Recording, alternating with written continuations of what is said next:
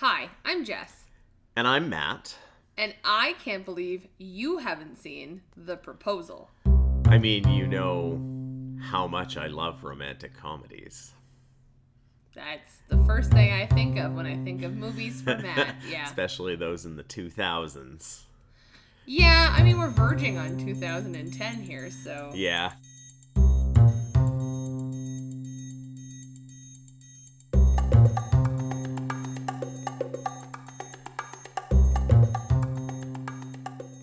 Let's not talk about how old this movie is, because we'll just start feeling old. We just came from a friend's 40th birthday party that made us feel old. So... Yeah, listen, I'm also seeing a concert that's a 20th anniversary tour in the next couple weeks, so you want to talk about feeling old. Hi, welcome to the podcast. Yeah, welcome back, everyone. Today, in the grand tradition of how we've done it so far, we will talk a little bit about the movie. This week is The Proposal. Mm-hmm. And then because Matt had not seen it before this event. Shocking. I know, I can't believe. Weird. He'll go ahead and lead the discussion, and I will provide my sarcastic commentary as expected. You? No. Matt will also provide his sarcastic commentary. Sarcasm is how we live our lives. It is our default settings. Yeah, it's true. So, for background, because I'm sure you have a lot of thoughts about this. One or two. I'm surprised. So, The Proposal is a 2009 film. 2009 film romantic comedy, as you've already alluded to. Directed by Anne Fletcher, written by Peter Chiarelli. Mm-hmm. Chiarelli. There's always a couple ways to pronounce it, yeah. It was produced for Walt Disney Studios, which I find interesting. Yeah, kind of Touchstone Pictures is the Disney entity, which usually was the one that produced more like non-family friendly movies, but still under Disney. You got it. Mm-hmm. It stars a young Ryan Reynolds. Yeah. I'm selling you everything under the sun, Ryan Reynolds. Sandra Bullock, who is one of my favorites. Mm-hmm. Malin Ackerman, Craig T. Nelson, Mary Steenburgen, and perhaps most notably, Betty White. It's quite the cast, actually. Right? Yeah. When I was talking about this movie with you, I was like, Betty White is a fucking treasure. Yeah. And frankly, that stands. But mm-hmm. I don't think I really sold hard enough how good this cast was collectively. Yeah, that's fair. And I just said how good because that's how I feel about it, but I don't know how you feel about it. Oh, they're all really good actors. And also a few fun character actors. One that I'm going to bring up that we don't necessarily have to spoil right now. Oh, yeah, I have no doubt in my mind he will be showing up later. This, unlike other movies we've watched, did not necessarily win a bunch of awards. It did not. However, it was nominated for Best Actress, Motion Picture, Comedy, or Musical at the 67th Golden Globe Awards. Oh, the Golden Globe Comedy Awards. Listen, it's an award nomination. It is that. I'll give it to Sandra Bullock for sure. Mm-hmm. There was also the Kids' Choice and MTV Movie Awards in 2010. Mm-hmm. The People's Choice Awards at the Teen Choice Awards in 10 and 09. So yeah, not necessarily some of the prestige we've had from other movies, but no, it doesn't have to. No, absolutely. And I wanted to note the Golden Globe nom because, it may be the award ceremony that everybody's drunk at, but it's still a big deal. Yeah, and I mean they do love a good comedy actor and actress, and Sandra Bullock is definitely that. So, and I would argue so is Ryan Reynolds, at least at this point in his career. Mm-hmm. Yeah, we can have thoughts about that after. Yes. Anyway, so that is the preamble for The Proposal.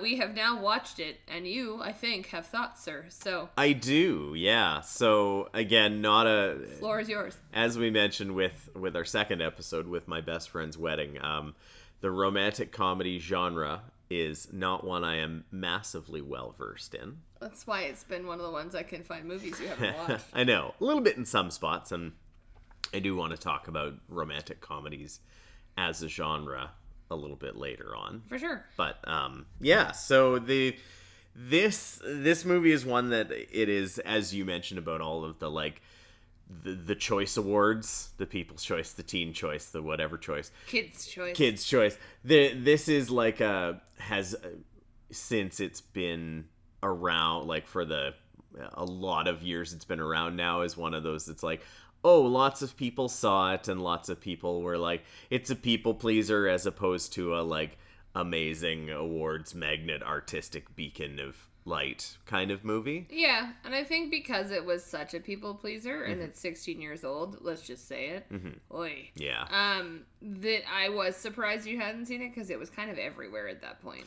Yeah, it was, and this would have been at a time where I was 4 years out of university. Oh, you're so old. I know, I'm old, and it's probably at least 10 years too late for me to have even had any kind of interest in watching it when it came out. Too bad for you. Now you've watched it. Now I've watched it. I just needed to wait another 16 years after it came out, I guess. So it is that kind of movie, so you go into it with that frame of mind, I guess. It's the popcorny movie. It's the one that's gonna make money in theaters, likely based off of the stars alone. Even if it's not a great movie, you kind of go but it has Sandra Bullock and Ryan Reynolds, and they'll probably sell tickets based on that. I mean, I would have paid money to see Betty White read me the phone book in 2009, so there's true. That. Yeah, but anyway, so it is in that kind of tradition of the crowd pleaser popcorn movie, lighter. I mean, fluff is the wrong word for those types of movies, but I would argue in this one there's a little bit of it's the lighter fare that people are just going to enjoy. Yeah, fair. I would be mad at you if you use fluff, because I think that negates the importance of movies like this. So yeah. It is entertainment as opposed to high art. Okay, fair. Gonna challenge the dichotomy of those two things anyway, because I think we use that to write off. Oh God, I'm sorry. This is supposed to be you who leads this. No, and I think I know where you're going with the idea of it. That's more of the spectrum. I just set the stage here because romantic comedies are so often targeted at women. Yeah. And because chick lit is targeted at women, and romance novels are, you see where I'm going here? Yep. Because there's media that is targeted at women, it's considered unserious and not high art. Yes. And I think that devalues the art that lives within those sorts of media, including romantic comedies. I'm not suggesting The Proposal should have won an Oscar. No. But that people, I'm not saying you're doing this, so please don't take it that way, but people use this high art snobbery to really undercut the importance of stuff for women. It's the same to me as women are always gossiping.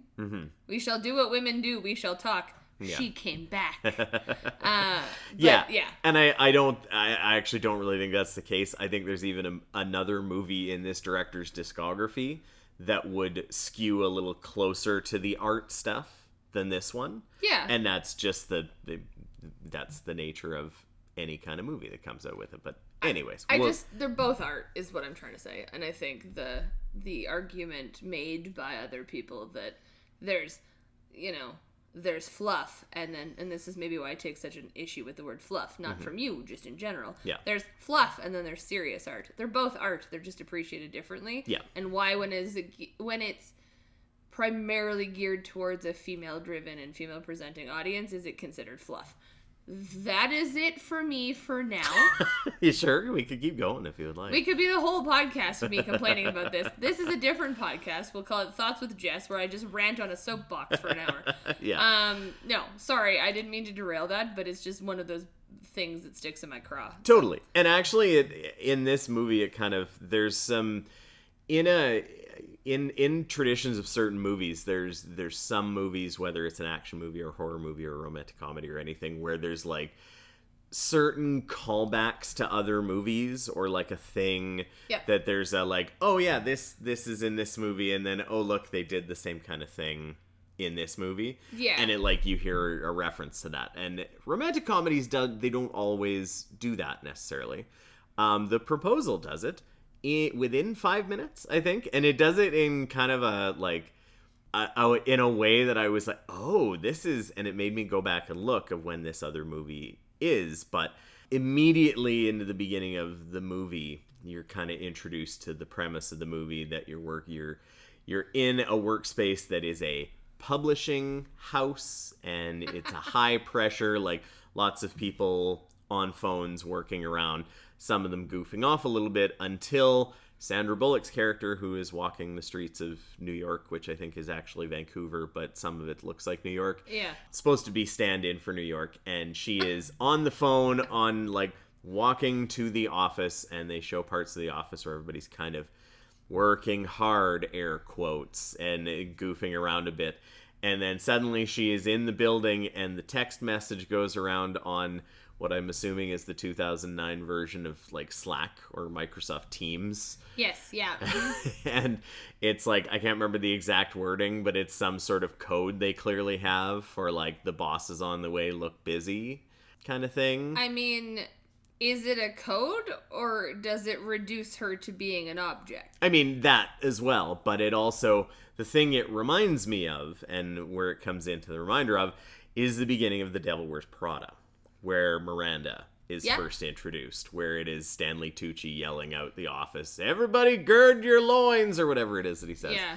And then everybody gets in order, and, like, so it's a very interesting callback, and it made me go back to be like, was this before Devil Wears Prada or after? And it was after. Yes. Devil Wears Prada was 2006. Yes, I was like, it is by a few years, for sure. Yeah, so it's kind of the, like, Devil Wears Prada. it's the, like, it's similar kind of trope, and sets up the, like, the mean-spirited, bitchy boss kind of thing. Yeah. But in a way that, like, whereas with, is it Miranda, I don't remember her last name in. Nope, sorry.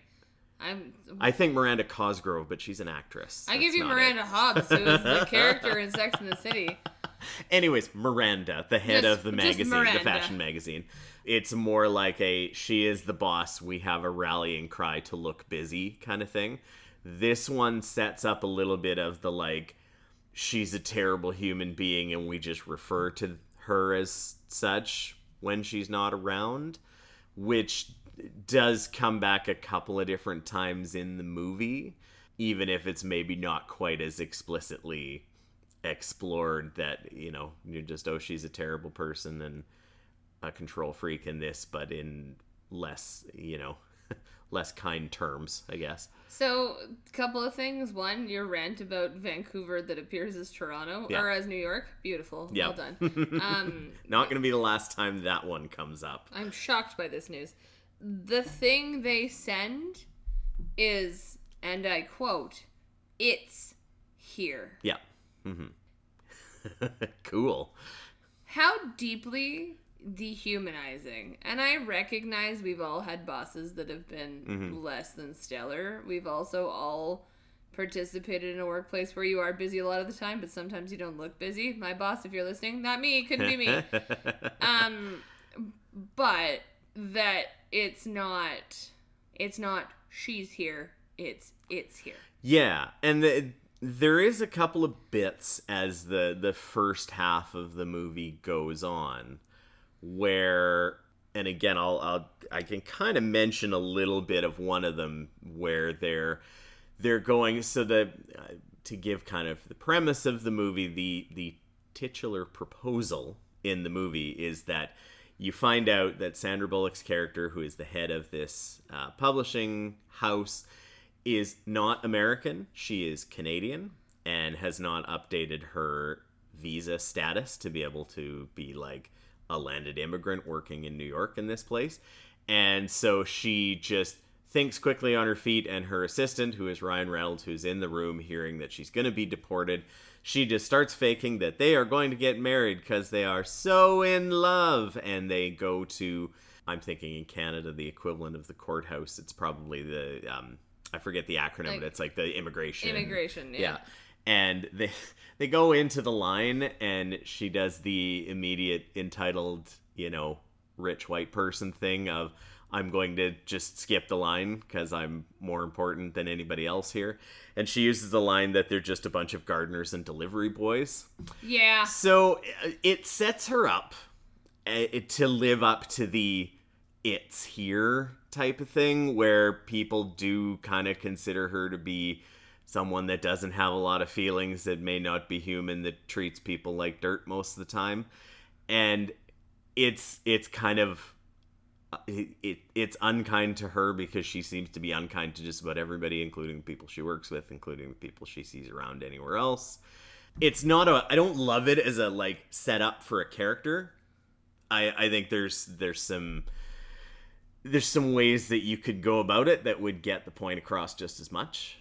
Yeah. As a hard ass boss that doesn't have time for people. It's like and again, in thinking of something like, because it's such a very similar Devil Wears Prada type of thing, in comparing the two of those, you have somebody that is just like very in control, very in her own world in Meryl Streep's characterization, to Sandra Bullock's, where she just kind of comes across as not a nice person that nobody actually treats well, and is just kind of like mean-spirited in both sides of it. I mean, I guess perhaps because I unabashedly am a fan of this movie, have been for a long time. Yeah. There are parts, that I'm like, hoo, yeah. The gardener's line did not age well. Tough. That is not great. And there is the sort of commentary about, like, it would be pathetic if you ordered the same coffee that I did, just in case one of mine spills. Yeah. But it's not, I mean, to be fair, she doesn't suggest it's pathetic, he does, she just agrees with him. Yeah. Mm-hmm. Yeah, there is some mean-spirited too, but, and I don't know if this is where you want to take this right now. Would that be the same commentary if she was a man? I think probably, but it would be in a way that is not like a dehumanizing thing. It would be more of a like villainy aspect. It's just be like, I think of something like The Wolf of Wall Street, like how Jordan Belfort is really like villainized for who he is, but he's still just like, he's a typical man that's gone to the extremes of what they would do, as opposed to like, oh, it's coming. Well, yeah, I guess. I think too, as somebody who works in a corporate environment as a woman, you have to be extra in order to be successful. And that's maybe unfair to my current workplace. So if anybody I know is listening to this, I don't necessarily mean that according to my current situation, but you know, there's a lot of, I've had other workplaces been flat out told that we don't want to see tears when there's been emotions over things that have gone very wrong. And so I wonder sometimes, and especially on this rewatch, did she start out the Meryl Streep Miranda, and is she somehow angrier and less emotional, less empathetic, because people have made her that way? Could be. And it's kind of tough to say. Like, you get a little bit of background eventually to Sandra Bullock's character. Yeah. On a very surface level in one direction, and not really anything to do with the work stuff. So it could be, you don't really get a lot of indications. Well, I think the thing that really gets me, and maybe you're coming back to this, is when she has to fire Bob. Bob. And she says later on in the film, when Bob called me a poisonous bitch, I went into the bathroom and I cried. And I'll tell you, that's not an uncommon experience for a lot of women I know in the workforce, and particularly in this kind of environment. Yeah. Because you can't be weak. Why would you be weak? Somebody's going to take advantage of it.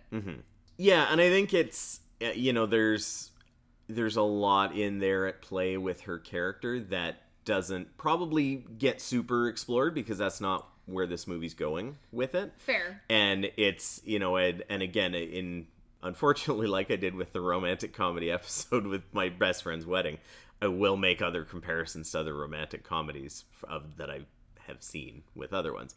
Shocked. But like, yeah, I know.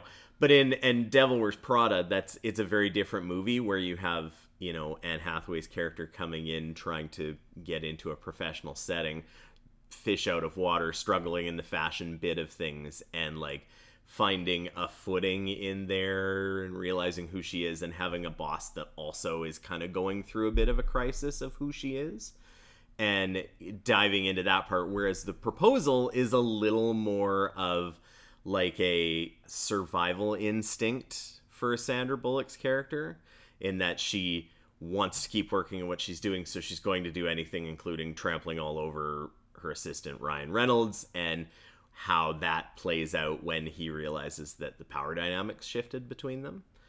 I can see it. I also wonder too a little bit, because we're gonna go, but she says, because she's fired Bob, and when she goes to the big guys' offices, and they're like, hey, we're gonna have to make Bob the editor-in-chief or whatever it is, because you can't be here, you're not American, and she pulls this stunt, and later she tells Andrew, which is Ryan Reynolds' character, Margaret says, well, Bob would fire you immediately, so really this is for your job as well. And I think she's definitely got the selfish motivations, like no question in my mind, that is there. And later on she flat out says it.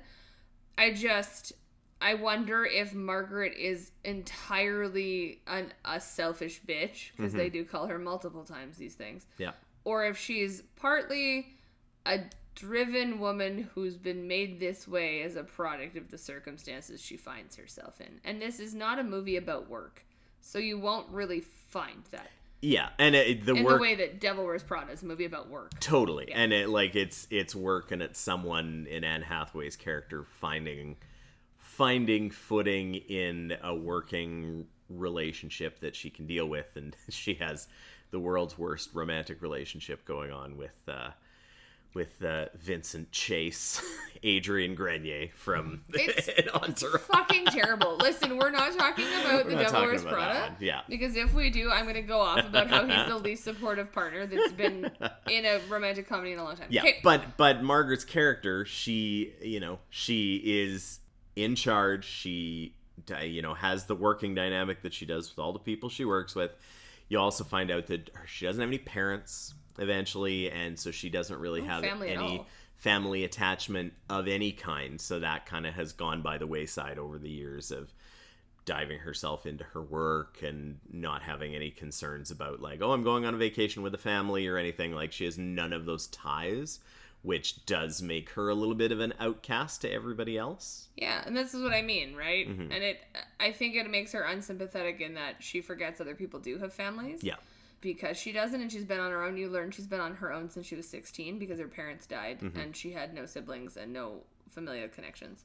So it's a, like, I think the setup for the character is probably poor execution, but does gives enough background to go into the rest of the movie that you kind of go like, okay, you see the track where you're heading with her character, and you get little breadcrumbs along the way as to why she is. Because you don't find out that she doesn't have parents until quite a bit later in the movie. For sure. And you start to get a little bit more later on. And I think just watching it as a woman in the workforce now versus 16 years ago when I watched this and did not have an inkling of working in anything relating to a corporate environment, I find Margaret more sympathetic of a character now than I used to, because I have to wonder why she is the way she is.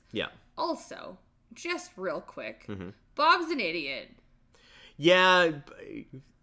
Bob's not really given a lot to do, and what he does do with it is like... But I think when we talk power dynamics, you may want to talk about this later, and I'm sorry if I'm jumping the gun too far. But we talk about the power dynamic between, especially women, in this case, the female boss, and the males who work for her. The males. Gross. Made that sound like the females. Ooh, this is a real podcast now. But the female boss and the men who work for her. You can really see the lack of respect for what she does and who she is from Bob. Because she gives him the opportunity to spend 2 months still working, find another job, and then leave. And instead of seeing that for the gift horse that it is, he looks it in the mouth and then calls her a poisonous bitch in front of everyone. Don't do this, Bob. Don't do it. But why is he comfortable doing that to her? Mm-hmm. Yeah. And is it because she's a bitch? Or if, again, I'm begging, I mean, if this was gender swapped, there's not a single underling that's a female that would be like, yes, I'm going to do that. That would never happen in these kind of movies, especially in 2009. Yes. But if this is swapped, or the gender swap from Margaret, if it's Bob and Andrew is his boss and this is what happens, do you think he calls him names on the floor? Is this a movie or is this reality? Well, because does art not reflect life? So it does, but it also is the... Yeah, I think the other big thing at play with this movie is it is 2009, and that's 16 years ago at this point. Yeah. And it's reflecting something in corporate culture at that point, and I think it's probably the tail end before you had a big shift into things like, more workplaces doing things like mandatory trainings around workplace harassment and DEI initiatives, and a lot of things that, while people can debate all they want about how effective those get to be, awareness is a lot more key for them. And I think this movie is playing up probably a caricatured version of what was actually going on. Yeah, this is ahead of the Me Too as well, which is 2017. I was just looking up the date. Frustrating, but anyway. Yeah. I actually have a question for you about Sandra Bullock. Because at this point in time, I didn't watch a lot of movies with her in it. She was doing more of these types of movies, things like 2 Weeks Notice, and I'm forgetting another one that I looked up. I know The Blind Side is a little bit down the road from this. Yeah, we don't talk about The Blind Side. But I think the only movie from this kind of era of Sandra Bullock that I could think of that I'd watched was Miss Congeniality. Miss Congeniality is a very funny movie. I really quite enjoy Miss Congeniality. But she does play her character's quite different than in this one. Yeah. Of the movies she did around this time, did she do a lot of different characters, or did she more tend to one or the other of The Proposal versus Miss Congeniality? I think there's a little bit of everything. Okay. I need to go back into the Sandra Bullock back catalog because that's fun, and I love Sandra Bullock. All right, so in what I know of Sandra Bullock's back catalog and in what I've looked up just now, because I often fact check us. Yes. She did a lot of different kind of characters around that. Okay. So if you start, you mentioned 2 Weeks Notice, which is 2002, so it's substantially earlier. Yeah. She does have a lot. It is very much a work-driven romantic comedy with Hugh Grant in that one, right? You've tried to explain the premise of that one to me. She's his assistant. Yeah. It's kind of this movie the other way around. Okay. That's maybe the best way of putting it. Is Hugh Grant a better boss than he is in Love Actually? No. Oh, that's unfortunate. But that's peak Hugh Grant as well. And then 2004, she's in Crash. Okay, so I have seen Crash. Crash is a bit of an abomination, and she actually doesn't get a lot to do in Crash. Have you ever seen Crash? Yeah, it's interesting because Crash was such a acclaimed or nominated movie. I mean, Best Picture winner. Yeah, and then it was what it was. Yeah, but she isn't given much. She basically yells for most of her scenes. Fair. Yeah. Then around this, sort of just before this, we have The Lake House. Okay. Which is a really interesting, mind-boggling, time-bendy movie. Keanu Reeves? Yeah, I nailed it. Yeah. There's a friend of mine who's going to be listening to this who will be like, I remember The Lake House because it took until the end of the movie for us to understand what's happening. Yeah. Mm-hmm. Premonition, which is also is a little more of a thriller. Okay. In the sort of straight sense. Mm-hmm. And then the year she does this, she also does All About Steve and The Blind Side. The Blind Side is also 2009. I can't believe that time has no meaning anymore. I know. And then just to sort of round out as she's in her high peak, because this is leading up to it, when she's the most paid actress, I believe, the highest paid actress. Extremely Loud and Incredibly Close in 2011. Okay, yeah. The Heat in 2013. With Melissa McCarthy. Okay. Yeah, which is effing hilarious. Yeah. Definitely see it. I like how I censored myself there. It's great. And then she's also in Gravity. Okay, so Gravity is kind of when I picked back up with watching Sandra Bullock in movies again. So it would have been like Miss Congeniality, Crash. And then you took a nap until 2013? Until 2013. Gravity is wonderful. Yeah. Like, Gravity is excellent. Yeah, and so that's Gravity is 2013, and then 2015, Our Brand is Crisis. I actually don't know that. And then 2018 is when Ocean's 8 and Bird Box happened. So that's kind of we're getting back into more. God, she was in Bird Box? I didn't watch it, but She is Bird Box. Like, sure. If she's not in Bird Box, there's no movie. Okay, so anyway, so that... But that's... And then, of course, she goes on and does other stuff since that. And is Sandra Bullock, and is executive producer Sandra Bullock, and is just a badass in general. But yes, at that time. Also, perhaps interesting to note, she's famously married to Jesse James at that point, and he, I think... around the time of this movie, or slightly after this movie, is when they have a very public breakup because he's cheated on her. Oh, okay. And the fact that Sandra Bullock was like, no, you know what? Fuck you. I'm going to be great anyway, is kind of awesome. But yeah, there was a whole lot of...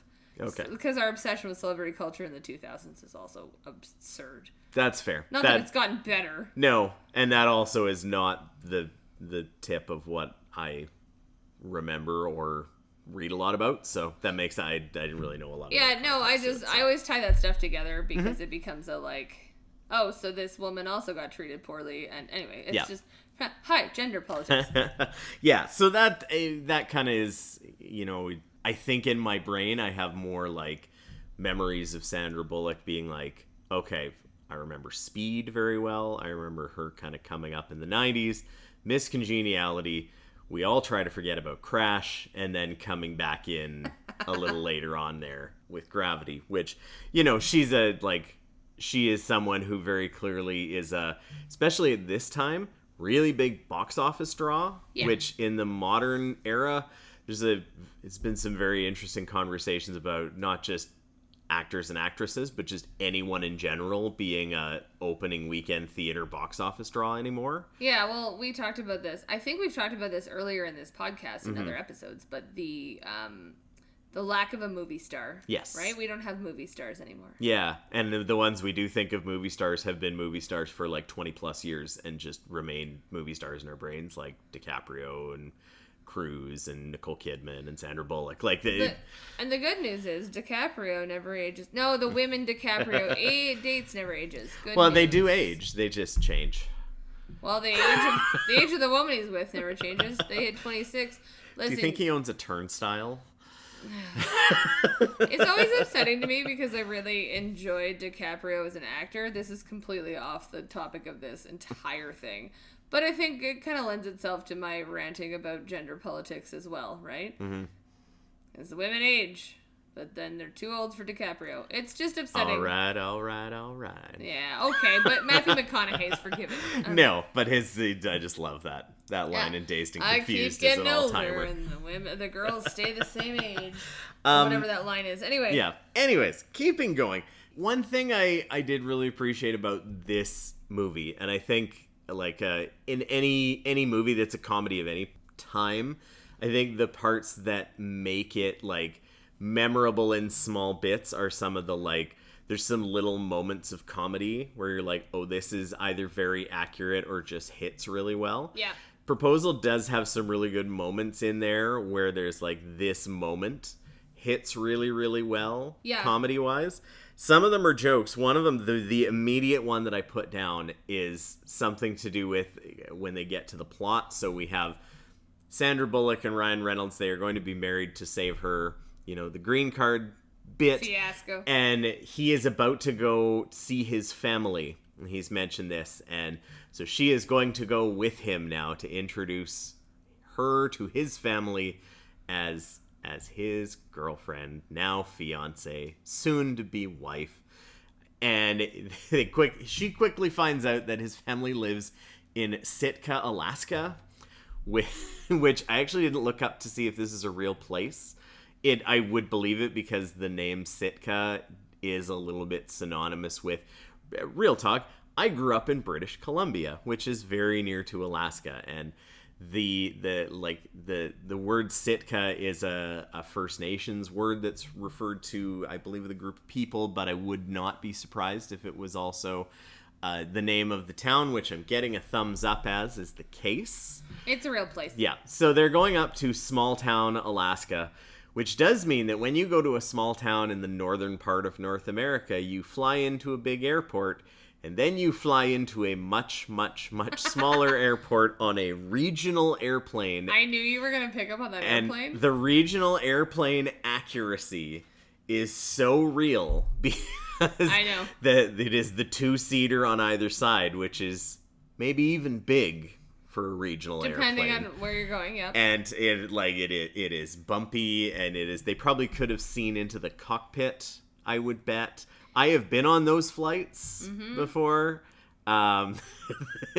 All too real of a feeling there. I know. I have a note actually that was like, "Oh, Sitka Airways, you feel like home." Because same.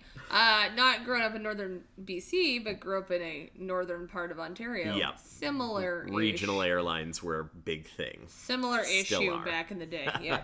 Yeah. I actually distinctly had a memory of flying on one of those regional airports and flying on a plane that was only one seat on either side, and looking at one of the seats, and one of the legs was actually like bungee corded down. Oh yeah, I've seen duct tape in planes.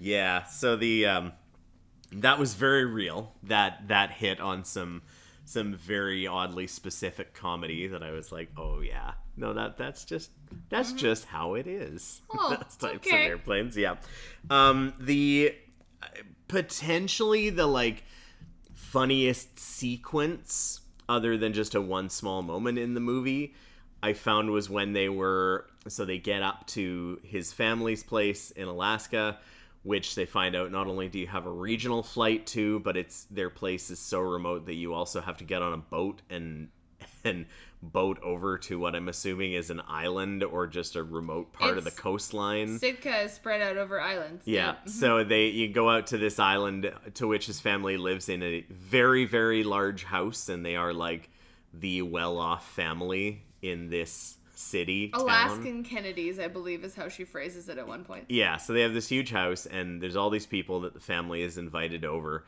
and they announce that they are going to be married, they are engaged, and somebody immediately asks, like nosy small town people do, "Oh, tell us the engagement story." Yeah. And so it starts out as oh, well, we've been joking back and forth of, well, you're going to have to tell the story or I'm not going to marry you and you're going to get deported. And her saying, well, if you don't tell the story, I'll fire you. And so they're already having this banter through that part of the movie. And then it starts out that she's starting to tell the story and she's like, well, I'm going to tell this in kind of an embarrassing way. And then Ryan Reynolds jumps in and starts to go, well, no, it wasn't quite so like this, and da-da-da. And they end up going back and forth telling this story, ping-ponging it. And it's genuinely quite funny because this is the one moment in the movie proper, and I'll get to one later on, where it does feel like they kind of let Ryan Reynolds and Sandra Bullock be their funny selves without the script getting in the way. And just letting them be like, no, we're genuinely both funny people and have good banter as actors, and we'll do that. And it's kind of the funniest sequence in the movie. Interesting. Mm-hmm. I actually felt a lot of other parts of it, and I think I said this to you, and at one point I said, wee baby Ryan Reynolds. This is Ryan Reynolds, not in his final form, quote unquote. Sure, I also think this is Ryan Reynolds before he gets douchey.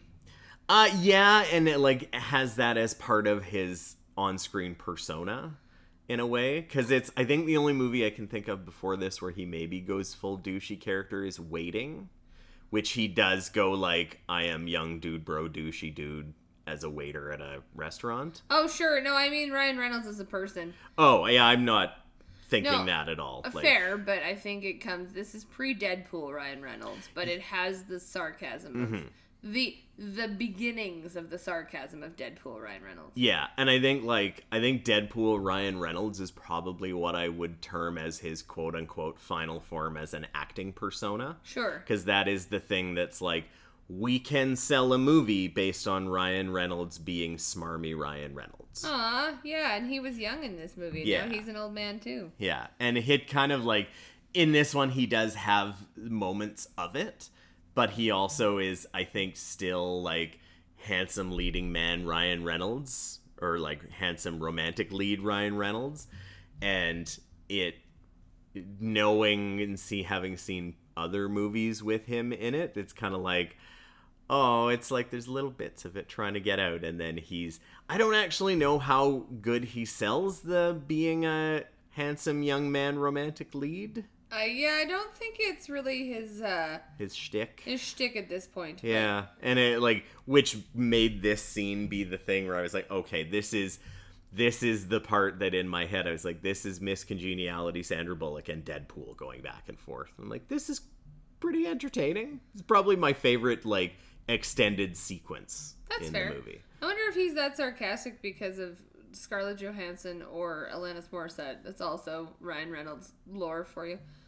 Did he date both of them? Yes, he sure did. There you go. I was actually looking up other things in his acting career and credits, and then I got completely distracted by the fact that I forgot he dated Alanis Morissette. Yeah, didn't even know that. ScarJo, I think he was married to, actually. Okay. See, this is why this podcast works, because I am very clueless in that aspect of things, and you are not.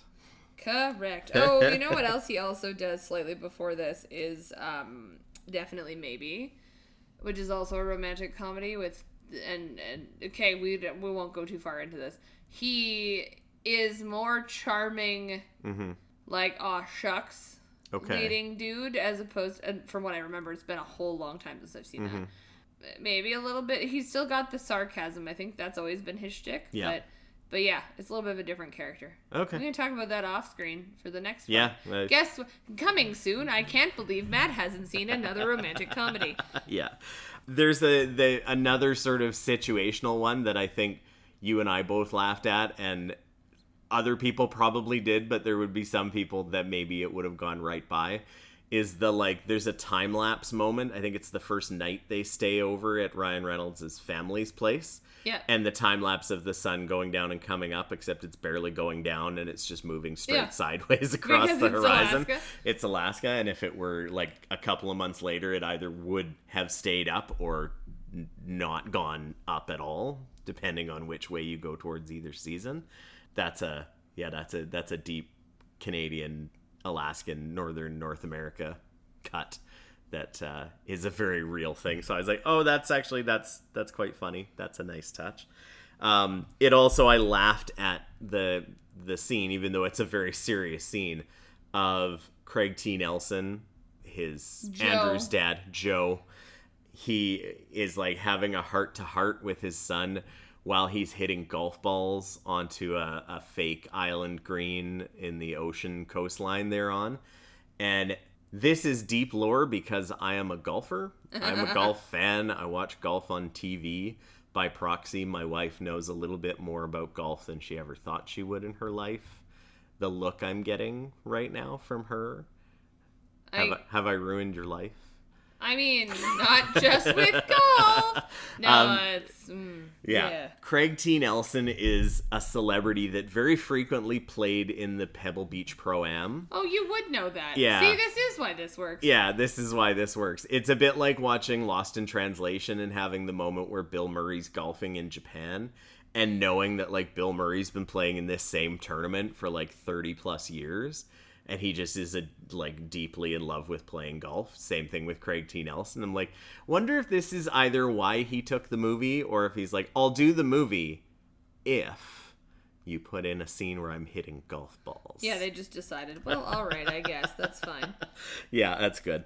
And then in other sort of small moments of comedy, being ones where I was like, oh, this is really, really, really funny. There is another moment where Sandra Bullock is out with the other female members of Andrew's family, which we'll get into in a little more detail in a moment.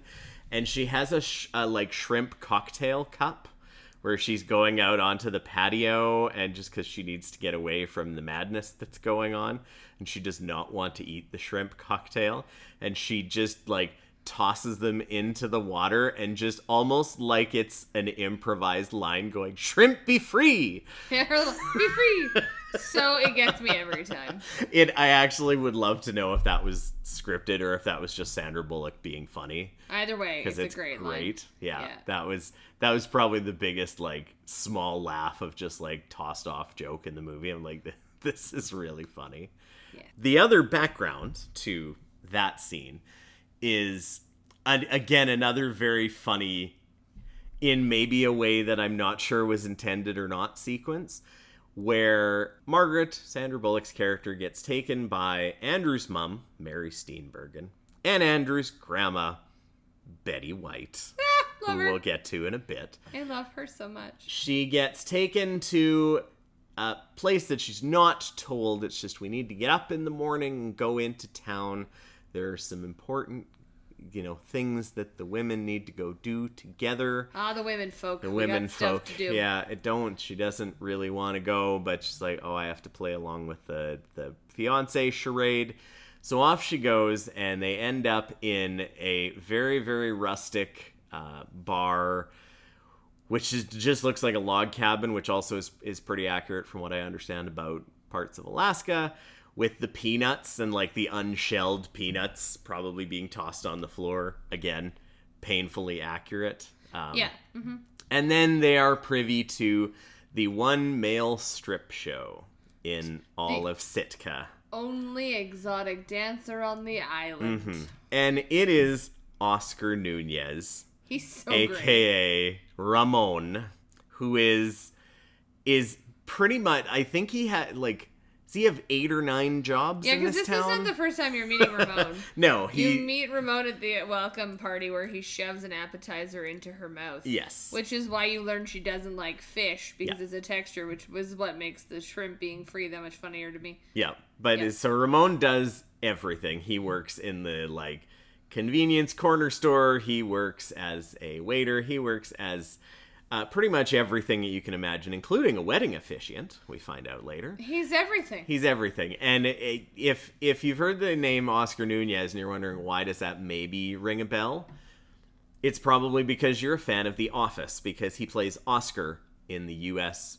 version of The Office. He's deeply funny. He is very funny. He, like, the cast of The Office, including all of the people that go by their actual names, which most of the like underlings at Dunder Mifflin are just like Phyllis Smith is actually, her character name is just Phyllis. Like all of these people mostly go by their own names. Angela, like and they're all deeply funny people, even though they're playing very sort of quote unquote normie Pennsylvanian like paper company workers. Oscar Nunez is one of them, and he's very, very funny. He's very much playing up that he's also like the only Latina person in the entire community. Latinx, so there's a bit of that too, I think, playing on a bit of the hashtag casual racism that maybe goes through parts of this movie.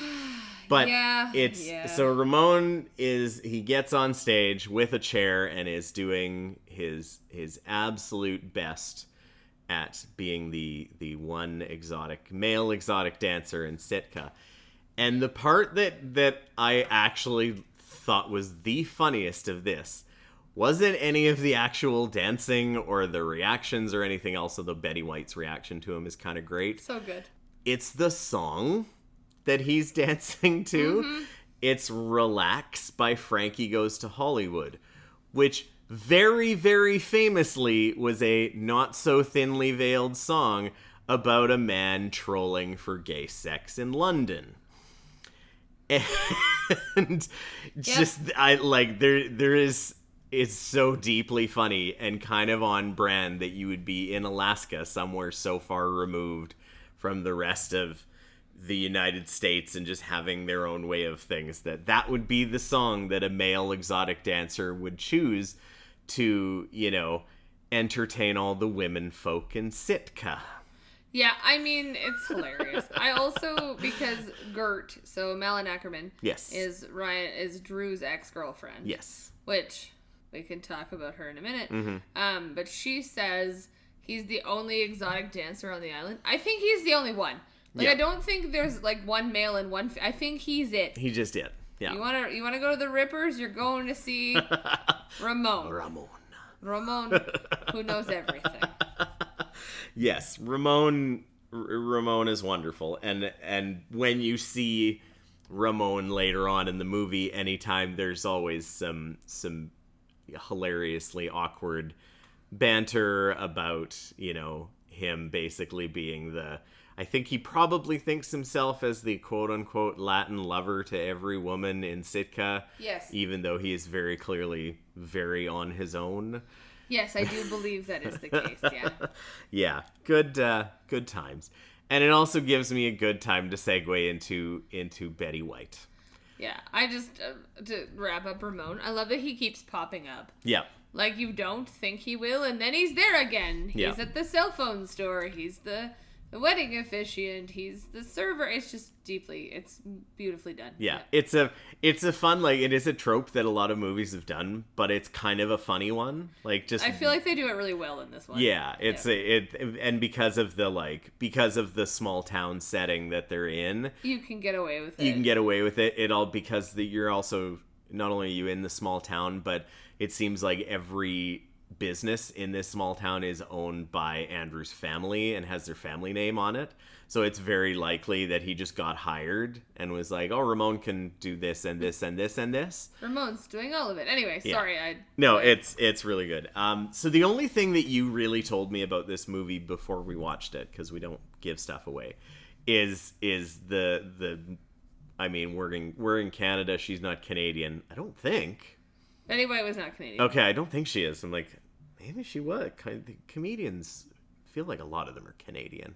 Yeah, we're funny up here. We have to be. Yeah, but Betty White, you were like, Betty White is a treasure. And I know this from seeing Betty White in all the Betty White things. Like deep unabashed love for Betty White, no matter what role it is. Yeah.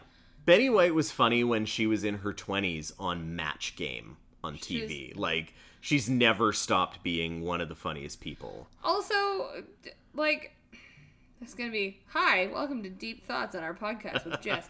One of the things I love about Betty White is that she was who she was. Yep. She was deeply funny. She was married to a man who she loved very much. They never had children. And it was a conscious decision she made because her career and her husband were important to her, but she was not going to have kids.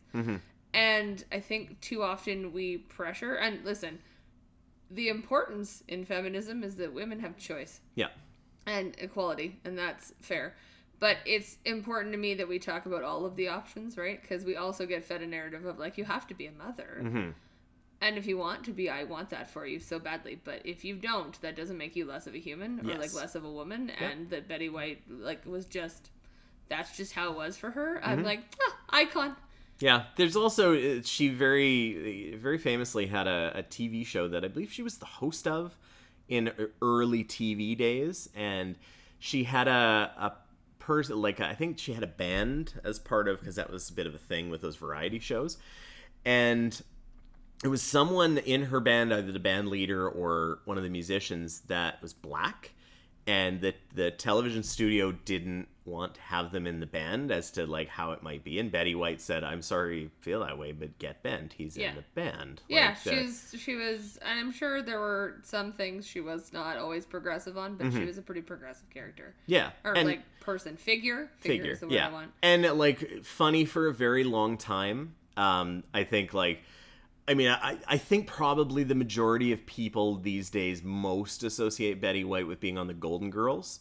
Deservedly so. It ran for a very long time. It was one of the most well-regarded comedies on TV for a very long time. Kind of in that time where it was like Cheers and the Golden Girls being kind of the two big, like, appointment viewing comedy shows in the 80s-ish. So, and, you know, and it was also a show where she was on it with several other comedy actors in those elderly women like B. Arthur and Rue McClanahan and Estelle Getty, who all are deeply funny people, and just got to have a show where they were elderly women being deeply funny and kind of giving a bit of a middle finger to what a lot of people thought of not only women, but like women of an extended age. Yeah, I also have to just have a brief moment about the Golden Girls. Mm-hmm. Did you use elderly in there? No, I said like of an accelerated age. No, before you said something else, but... I might have. I'm yeah, not sure. they're in their 50s and 60s. Oh, yeah, but they're very much portraying... Oh, I know. People older than that. No. The characters are in their 50s and 60s in the Golden Girls. Really? Yeah. I have not watched as much Golden Girls as you have. Yeah. Clearly. Yeah. So they're basically barely retired. So Rose is Betty White's character. Mm-hmm. B. Arthur's character, whose name has escaped me at this moment, is still working. Interesting. In this movie. She's a teacher. For the whole, run of the show? Whole of the show. There you go. Rose still works, too. Betty White's character works as a therapist. Mm-hmm. Now, Mom, like Estelle Getty's character, is older. Mm-hmm. Although the women were all the same age. But yeah, it's this, we look back at that. Also, the 80s hair and makeup was not kind to people. No. It aged everybody. It did. I think they played on that for sure. We talk now about millennials, how do we look so young at 40? Well, I have no blue eyeshadow. No perms. My hair hasn't been permed. My hair's blue, my eyeshadow's not. Yeah. Anyway. Yeah, but that show was, is so well regarded as being like a showcase for very funny women. And it doesn't really have a lot in there of we're relying on a male comedic actor to be the correct, the one that steals the show. No, it's everybody. Everybody in different episodes has moments where they're the funniest person in the room. Correct. Yeah. Estelle Getty is phenomenal in that too. I mean, yeah. They all are, but also because Betty White has this history of being funny. Yeah. And we talk about a vehicle for women that is funny in terms of sitcom, just to lead into back to this movie we watched. Yeah. Hi, this is another Betty White podcast. She was also in Hot in Cleveland. Yes. And Hot in Cleveland is also a vehicle that is for hilarious women. Mm-hmm. And a female-driven, and that ran for 5 seasons. I just looked it up. Yeah, that's was I think pretty well regarded as far as the Emmys and Golden Globes and that kind of thing. Yeah. So I think Betty White is a treasure. Yes. I don't think I said anything else about that other than she's in this movie and she's a treasure. Yeah. And honestly, even if she'd said 3 lines, I probably would have said that because I love her so much. Yeah, and she's up there with Dolly for me. Just yeah, and there's a couple of moments in The Proposal where it veers a little bit on okay, Betty White is being a little too earnest. And I think that's just a characterization and that's what's in the script and she's going with what she has to work with. But most of those times they do give her a chance to kind of pull it back. And the one where I was like, oh, we're going a little too far here is that she has a heart attack and they're airlifting her off the island to get medical treatment. And the whole family's there, and she's having this very schlocky, teary-eyed moment of, you two have to stop fighting with the father and Andrew. And then she just takes off the air mask. She's like, well, that's done. I'm fine now, and gets up. So, she does most of the time get a point where she, oh, I'm doing this thing, and now I'm just being funny. Fuck you. Well, and I kind of loved that. Okay, you talked about deep lore earlier about you being a golf fan. Yeah. Anybody who knows me has talked to me for more than 5 minutes-ish, or has seen one of my tattoos, knows that my grandmother was one of the most important people to me ever. Mm-hmm. I think the reason I love Betty White in this so much is I could see Gram pulling that shit. Yeah. This is a woman who used to, I'd have a friend come pick me up from my parents' place when my Gram lived with us, or was there, would come pick me up because we're going out for coffee. And there was a front door and there was a side door. Everybody left by the side door. And before I could get to their car, my grandmother would have whipped out the front door, sat in the front seat, and said, let's go for coffee. That's the sort of shit she pulled. So I think that's also part of it. I'm I could see Graham being well, fake that heart attack. Now we're good. She was hilarious. She was the one, the first time I ever met her was on a like a FaceTime call at Christmas, and she just popped into the frame, said, "I'm going to tell a dirty joke. 2 white horses fell in a mud puddle," and pieced out of the frame. Like, that's a good introduction. About summed her up, yeah. Yeah. So and I kind of love that. I feel like, it's the privilege of being a grandma, the privilege of being old, is to be able to pull shit like that. Yeah. Like, I'm gonna get what I want. Mm-hmm. Okay, everything's good now, yeah. and take us to the airport. Yeah, so there is that. She is really funny, and she was also, God, she kept working so very long and joked about not making it to 100, and then she didn't make it to 100. And I think she's probably still laughing about that somewhere. So sad. But there is one point, and I need to bring this up because Betty White's involved in one moment in this movie. Mm-hmm. Yeah, I know the moment you're thinking. Yeah, and we've mentioned a little bit of the earlier one about the gardeners and delivery boys moment, and a little bit about Ramon and Oscar Nunez playing into a little bit of the Latin person tropes of certain things, and that being like, oh, okay, well, he's playing a caricature and it's played for laughs, and it's not necessarily tremendous, but we go. There is a scene where Sandra Bullock is going on a bike ride for reasons, because she's just overwhelmed with all of the things that's happening in basically a bike with thin tires and a basket. Which, one, I grew up in areas around the mountains. Who has that bike? It's got to be a mountain bike with some shocks and some gears. Nobody is riding that bike on an island. Well, maybe it had a chain that couldn't be shortened, and you could only ride it in one gear. Yeah. Anyway, so she is riding away from things. She needs to get away by herself.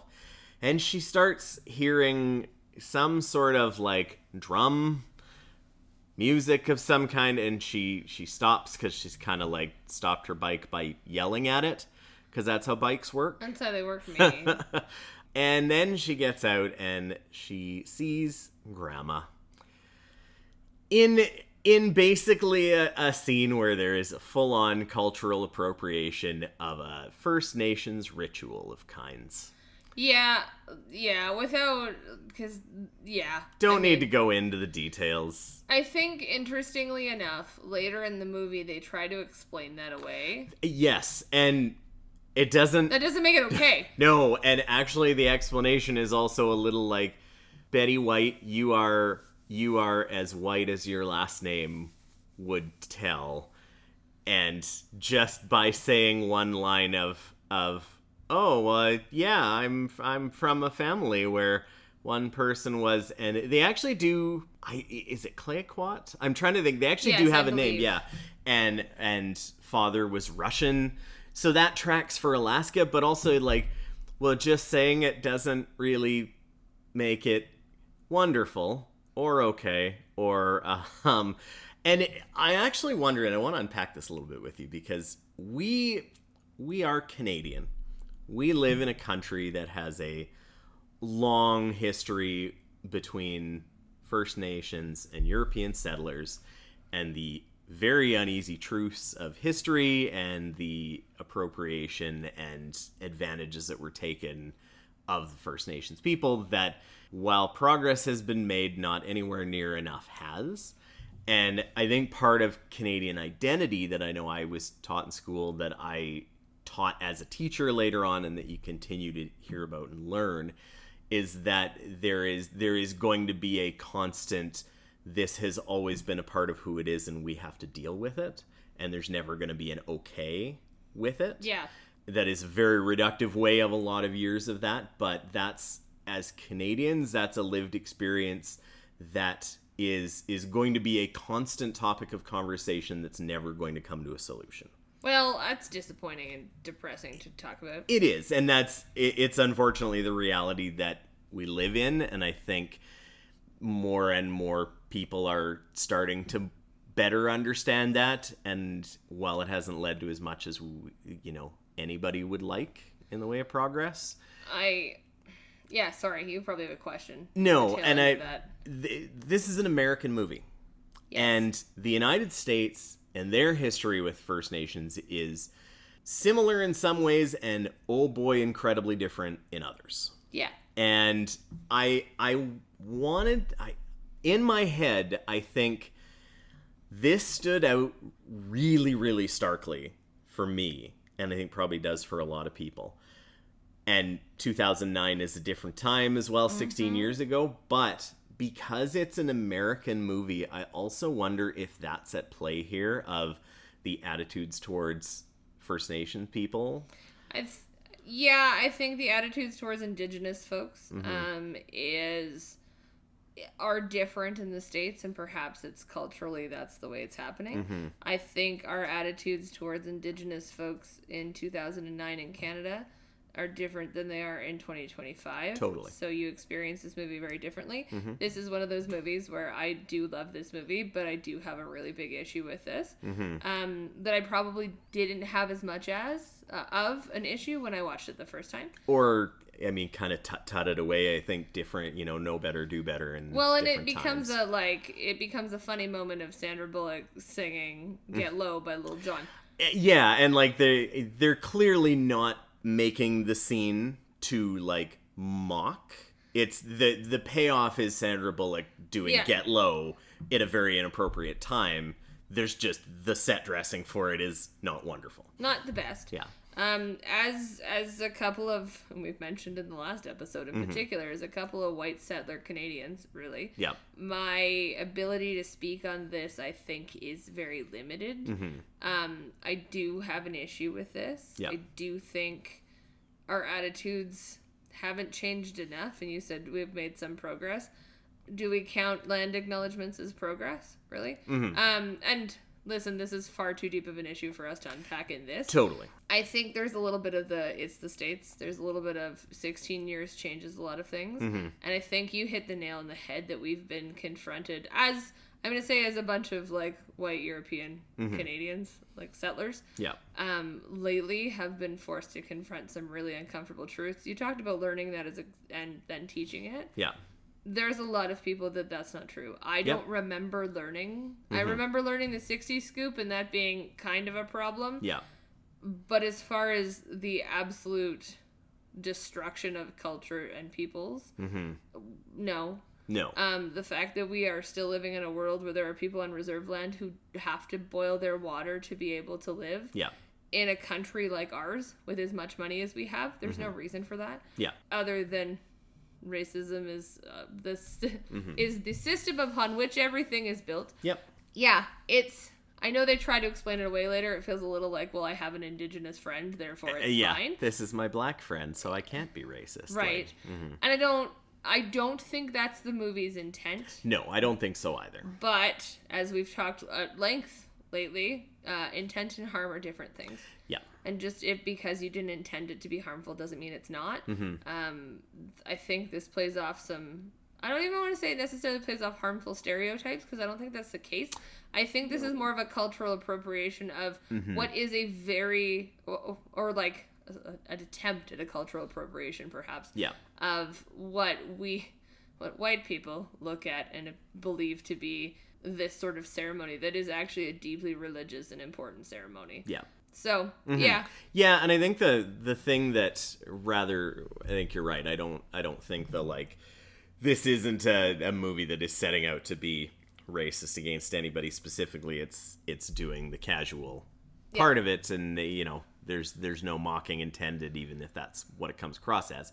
But it does have something that I think comedy movies in particular, there's anytime you're watching a movie that is intended as a comedy, there's always a very delicate balance when you're watching it to that era. And some comedies do really try and lean into an era that it's in, and whether it's using language of an era or characterizations that are more commonly accepted of an era, language in an era. We talked about that with Saved, that there's a couple of hard R's in places that there really don't need to be. I mean, came up off podcast in Visiting with Friends. Yeah. Because we were talking 2005. Yeah. But Mean Girls also has a few of this. Mean Girls does. If you watch pretty much any comedy in the 80s, you're going to hear some slurs for a gay man that is not good. There's a lot of things we used to say and do that we don't anymore because you said it, know better, do better. Yep. I think, unfortunately, the pendulum is swinging back in places that let's not. Yeah. And unless you are, and there really is not a lot of examples of this that I can point to, but basically, if your movie isn't Blazing Saddles, you probably, there's going to be things about your comedy movie that may not age well. And the only reason Blazing Saddles ages absolutely like fine wine is because the racism of the characters in Blazing Saddles is what the entire movie is mocking. Yeah, that's fair. And that, if you have not seen Blazing Saddles, it is maybe one of the funniest 3 movies ever made. Please watch it. Please watch it. Please it's watch so it. Let wonderful. us know what you think. Yeah. But yeah, I think it's we've talked about this. I've talked about this in the scope of comedy in general. Yes. Not just romantic comedy movies. I have a lot of thoughts about this, apparently. Sorry, everyone. But you look at somebody, and I'm going to say his name, and then I'm going to be really mad about it, but the comedian Matt Rife, who made some horrific attempts at jokes in one of his comedy specials, and has since doubled down, because fuck that guy. Comedy needs to be punching up. Yeah. And if it's not, then it's a problem. And in this movie, it's sort of the setup for something to be kind of punching up in the sense of like Sandra Bullock's dancing and hilarity and building that. Yeah. And were that on its own, it would be, I think, would work really well. I don't think that the setup is like at the expense of this ceremony, but that doesn't make it okay. Yeah. And it is that, like, it undercuts the we're trying to punch up part of the comedy, which and is again, too bad. this is analysis from you and I as two super white people who have no lived experience in this at all other than being treaty people as well, right? That's fair. And it does kind of lead into something a little grander genre-wise that I wanted to talk about. You had nothing else about comedies. Betty White and her hilarity? Betty White's great, honestly. Any moment where she's on screen, she is probably doing something funny. Her trying to get the fine Sandra Bullock's boobs in that dress. Yeah. She's like, great. I'm a little chestier than you. Also, I was knocked up. Like, you don't expect it out of somebody who looks like Betty White to say, also, I was knocked up when I was getting married. Like, fucking great. Yeah, it's wonderful. As a romantic comedy goes, and I've mentioned that I'm not a big romantic comedy person. What? I know. It's shocking. Overall of this movie, I wouldn't say I was a real tremendous fan of it. Okay. And that's perfectly fine. You don't have to be. Yeah. But it kind of, at the end of it, it got me thinking a little bit of the era that this sets in as a romantic comedy. So I did a little bit of like, okay, I'm going to go back and have a look at a couple of things. First thing I did was go and look up a little bit about the director. Anne Fletcher. Anne Fletcher, that's right. So I looked up Anne Fletcher to see some of the other films that she had done and directed. She has not done that many. Fair. Actually. The only other one that she has done that I have seen, and I have seen about 5 minutes of it in what university it was playing in our communal lounge, was Step Up, the dance movie. I like how you said the dance movie like I didn't know what Step Up was. It is. Step Up makes sense for her to have done, because I also found out through her IMDb filmography, she's more primarily a choreographer than a movie director. Yeah. She choreographed all sorts of movies, whether they're dance movies, whether they're musicals, whether they're non-musicals. It's like she's done a lot of that part of it. So it was kind of interesting to see that, like, okay, so she's done mostly primarily kind of dance-related stuff, and that's more the world she came from. Interesting. Before she got into that. So I was like, okay, that's an interesting way into directing movies. And she hadn't really, like, done, like I said, any too much else other than Step Up. And another movie I know you have seen that I haven't, 27 Dresses. I have a weird love for 27 Dresses as well. And I know, that's because at one point in my life, I was verging on becoming Katherine Heigl's character in that movie. I was in a lot of weddings. Yes. And that one is again a movie in that era tradition of romantic comedies that I didn't watch a lot of, but anytime I have seen anything from there, it either seems like very polarizing to me. Either I was like, oh, that was really, really good, or wow, I really wasn't a fan of that. There wasn't much in the middle. That's fair. So I started going back through. I'm like, okay, I found a wonderful list on Wikipedia about romantic comedies over different eras. And in my head, I'm like, okay, from what I remember and you kind of that are in the cultural zeitgeist, the 90s is kind of like a golden era of romantic comedies in a lot of ways. There's a lot of actors and actresses that made that kind of primarily a thing they did and got really famous doing and were very good at. We talked about Julia Roberts. Yep. Oh, yeah. She was somebody in the 90s that did that. And I started going through, I'm like, okay, what have I seen of some of these? And started kind of in the mid-90s.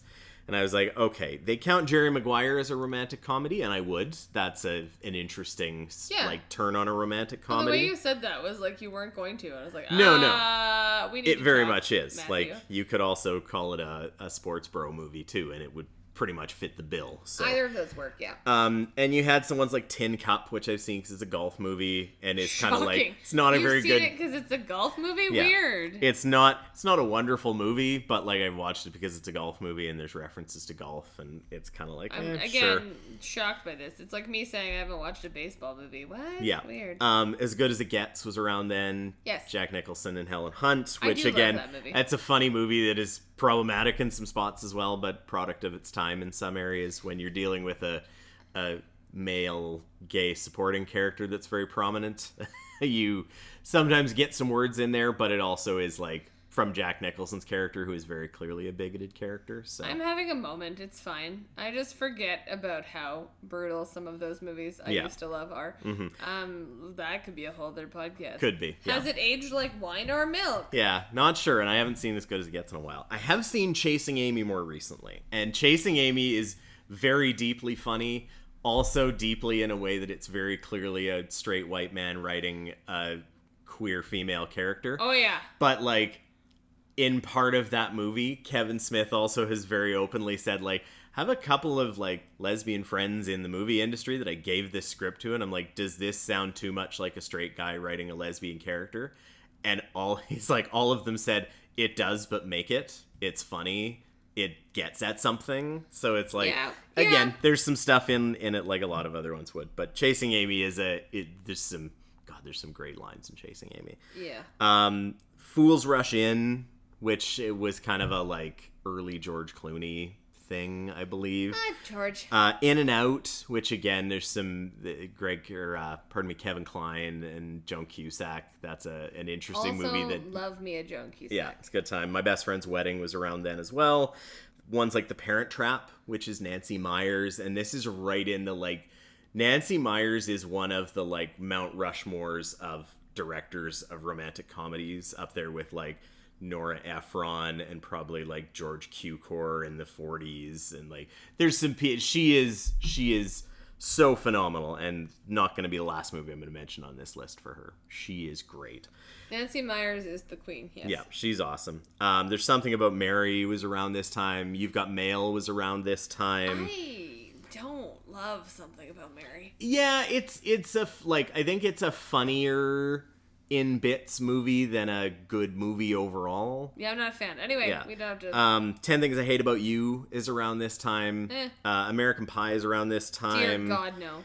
But I'm a Cheerleader is around this time. A very different type of romantic comedy that has aged like fine wine. It's wonderful. That one. Notting Hill, Never Been Kissed, Runaway Bride, She's All That. Like, this is all going into the end of the 90s. Ooh, She's All That. Did you know if you just take off your glasses, you're beautiful? You are the prettiest woman in the world. Bad news. If I take off my glasses, I can't see shit. Yeah, I loved watching that as a kid and trying to be like, no, you're trying to convince me that Rachel Lee Cook is unattractive because she wears glasses? No. Yeah, no, that's how it was, babe. As a girl who's had glasses since she was 8, I'll tell you what. So then getting into the 2000s, and this is where I think there's a little evolution I started to notice with this. So in 2000, you have like High Fidelity, which is a very specific kind of romantic comedy. which I love, and also is about kind of a pretty terrible male character that maybe doesn't get any better, but maybe redeems himself at the end, and is a record collector, so I think we know how I feel about that.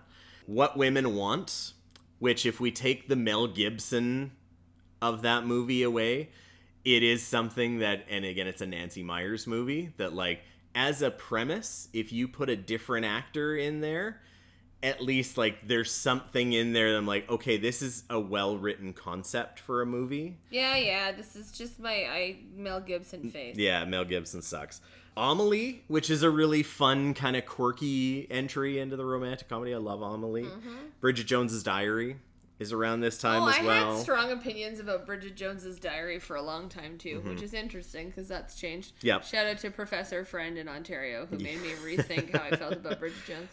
It's also Legally Blonde era. That is a fucking really great phenomenal movie. Awesome movie. Kate and Leopold, which I've never seen but was a huge hit at You've that never point seen in Kate time. and Leopold? No. I can't believe you haven't seen it. Serendipity, another one that was a big box office hit that passed me by completely. What?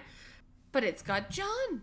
Yeah, John Cusack's fine. I don't watch every John Cusack movie. Oh, right. I'm the one who's in love with John Cusack. Also, Serendipity, Serendipitousness. You have to watch it. Okay, put it on the list, everyone. And the one in here that I was like, okay. The other ones like Serendipity and Kate and Leopold was like, okay, clearly at this point in my life, this was going to pass me by. But the one that where I'm starting to look at going like, oh, some of these get really to a point where it's like, a little more to where the proposal is going. And it's The Wedding Planner.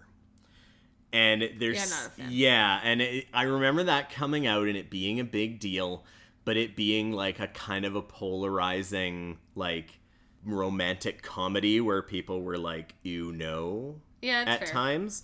And you start to see more of the knows as you go towards the proposal. So I was like, wondering where the filmography of romantic comedies is going. because in like then you get to 2002 and there's stuff like My Big Fat Greek Wedding. That's an which excellent is movie. really funny and I really enjoy.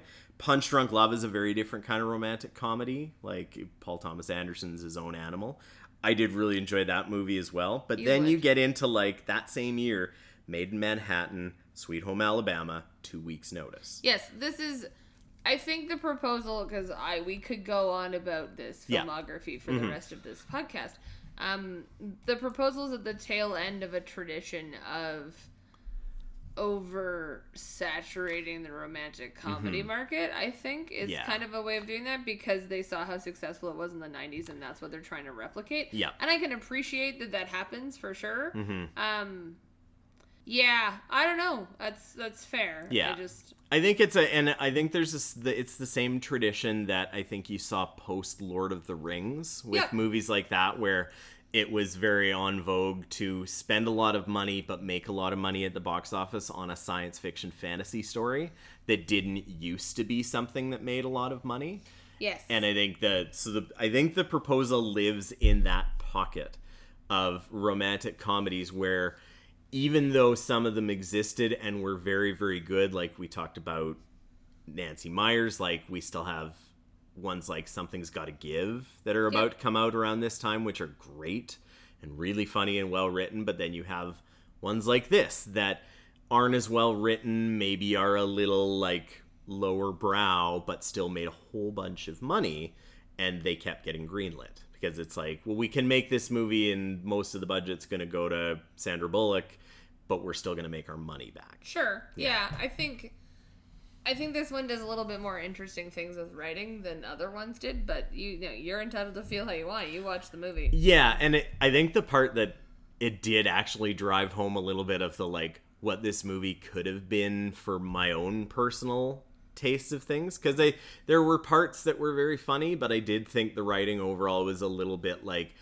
very kind of a similar note a lot of the way across. But the outtakes. So once the movie is over and the characters have done some reconciling, Sandra Bullock's character has confided that because she doesn't have a family, she forgot what it's like to have a family, And that is apparently the only reason to love her, so Ryan Reynolds now loves her. Which is a little reductive, and that's a romantic comedy I was thing, like, that's always fine. how that goes, though, yeah. That started in the 1930s. That hasn't gone away. That's not this movie's fault. No. But at the end, they kind of, okay, we are going to get married. We're going to go through with this because now we are in love. And so in order to do this, the thing they have to do is go in front of the immigration officer who's been harassing them the whole time and like answer questions about each other to prove this is not a sham marriage. So the like closing credit sequence is to me like a bunch of outtakes, like a thing you'd find on a DVD. And these outtakes are funnier collectively than the rest of the movie for me. Okay. Because there's some jokes that fall flat and there's some we've talked about or whatever. There's some that are really funny. But those outtakes, I don't think they're scripted.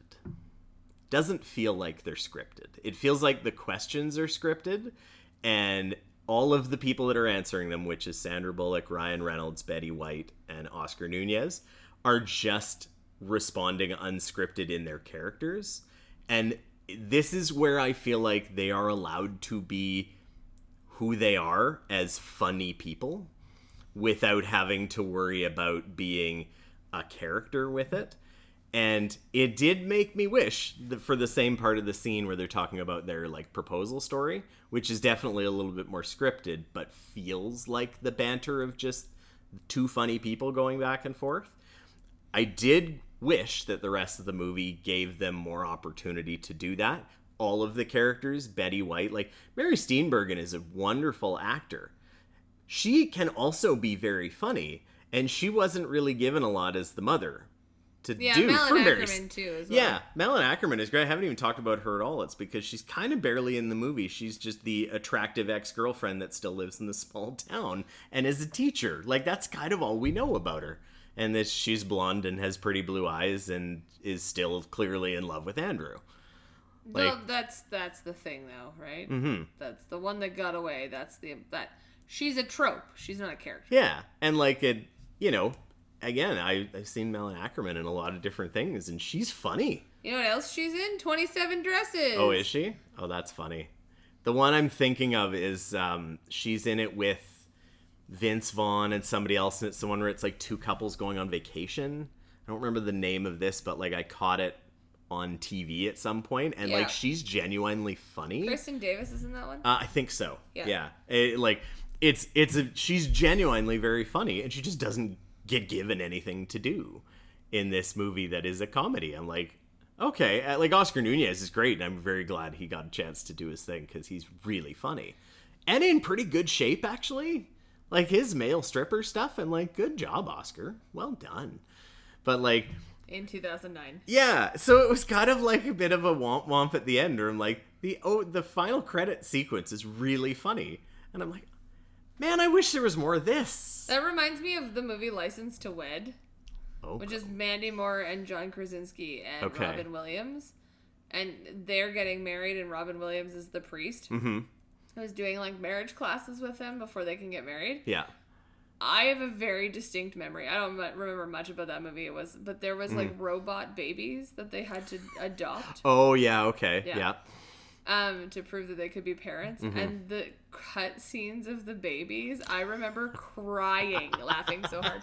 So yeah, same thing. I think the credits did the rest of the movie a disservice by being so funny. Yeah, I think I could get on board with that. But, you know, fair enough. Yeah. It's how you feel about the movie, not me. Totally. And it's like, it is a little because of the genre it's in and the time that this genre was going on. And like I said, some of these movies were a little more on rails and there to bring money in at the box office, which most of the time was going to be have some funny, have some romance, and that'll call it a day kind of thing, as opposed to, oh, we're making a My Best Friend's Wedding, which in hindsight does, like, looking now at My Best Friend's Wedding versus this, like, I would watch My Best Friend's Wedding in a choice between these two every single time. Yeah, it's fair. Yeah. And it's because you're old and you like the stuff from the old times. The 90s is the old times? Dear God. Don't do the math. Don't go on TikTok, I guess, is the solution to most problems. Yeah, it's true. It is coming in at the end. I think, the tail end of, like, the golden age of romantic comedies in the 2000s, right? Because it's kind of moving into the 2010s. Yeah. And we're kind of moving away from them at that point. Not Yeah. that they don't exist, but, like, they don't exist now the way they did 15 years ago. I actually was trying to think of, like, this year, like, a romantic comedy that came out that was a big splash. Which is truly unfortunate. And the only one I could think of is Materialists, which was an A24 movie. It's one with Dakota Johnson and Chris Evans and Pedro Pascal, one of the 19 movies he was in this year. Yeah, Pedro Pascal's been in everything in 2025. I love Pedro Pascal. But I haven't seen it, but it's like it's a romantic movie, maybe a comedy-ish, about a setup where Dakota Johnson plays a matchmaker. Yeah. But it's a little more like of a talking romantic comedy. It's made by the same director that made Past Lives a few years ago. Okay. So it's a little more like romance love triangle thing with like sprinkles of comedy here. Yeah. I'm interested to see it because it did get some people loved it, some people were really middling on it. Fair. But romantic comedies currently, they really don't seem to get made a whole lot, except for probably on Netflix. Yeah, and it's interesting because I think they're geared younger. Mm-hmm. A lot of them are. Like, you've got even shows like The Summer I Turned Pretty. Yes. And Nobody Wants This, which is a television show, like, is a Netflix show. But as far as the movies, right? Even then, they tend to be geared a little bit younger, which isn't a bad thing, but I just can't think of, like, a commercially geared romantic comedy in the last even 5 years in the same way. Now, that said, there's probably some that I'm missing, but yeah, totally. It doesn't stick in my head the way that something like The Proposal has. Yeah, it's not the zeitgeist, the kind of movie that's getting made more often than not now. Right. And we go through these. Yeah, and right now we're kind of in the tail end, the downward spiral of maybe comic book movies being that now. Oh, please, God, make this be the end of them. Yeah, and it's something will replace it inevitably. Everything always does get replaced. You know, you go through the 70s and it was like gritty, character-driven dramas and hyper-realistic violent war movies. Like that was, you know. No, I'm just thinking about like romantic comedies, and I think I'm just more comedy than romantic comedy. Think about something like Bridesmaids or 40-Year-Old Virgin or Pineapple Express. Like, these are Forgetting Sarah Marshall, which are all Judd Apatow universe movies, right? Like, and that kind of took over after this movie, right? Like, and they're more comedy than they are romantic comedy, and that's not a bad thing. Nope. But it kind of starts to move a little bit away from that. So yeah, I think interesting as well in the resurgence of something like reading, which is going to sound weird, but things like Book Talk have really given a platform to more romance driven, chick lit driven books, and the ability to self-publish and Kindle Unlimited and all these other things. I'm not saying they're all excellent books. Like, no. I'm not here to go back to the debate about high art and low art. That's not what I'm here for. But some of them are just poorly written. Yeah. There's no two ways around it. But it's kind of opened this conversation back up. So do I think maybe we'll have more romantic comedies? Yeah, maybe. Yeah, at some point. Like, they haven't gone away entirely at all. No, but I would like to see it. We don't need to have 25 of them in 2 years, but it'd be cool to see it kind of come back. Yeah, I do remember, and not long after this, and there's a connection from this movie to the other one I'm going to mention, because I think Peter Chiarelli maybe wrote. Somebody was involved with Crazy Rich Asians from The Proposal. And Crazy Rich Asians was one that I have seen, and I think has a lot of very funny moments. Is like, as a movie, I'm probably about the same spot as My Best Friend's Wedding on it. Like, it's like, yeah, it's a fine movie. But that one, like, when it came out, part of the conversation in the, like, movie culture was like, oh, yeah, people haven't responded like this positively to a romantic comedy in a long time. Well, there was also Always Be My Maybe came out around that time. Okay, yeah. That Ali Wong. Yep. And that one was I think people responded positively to it.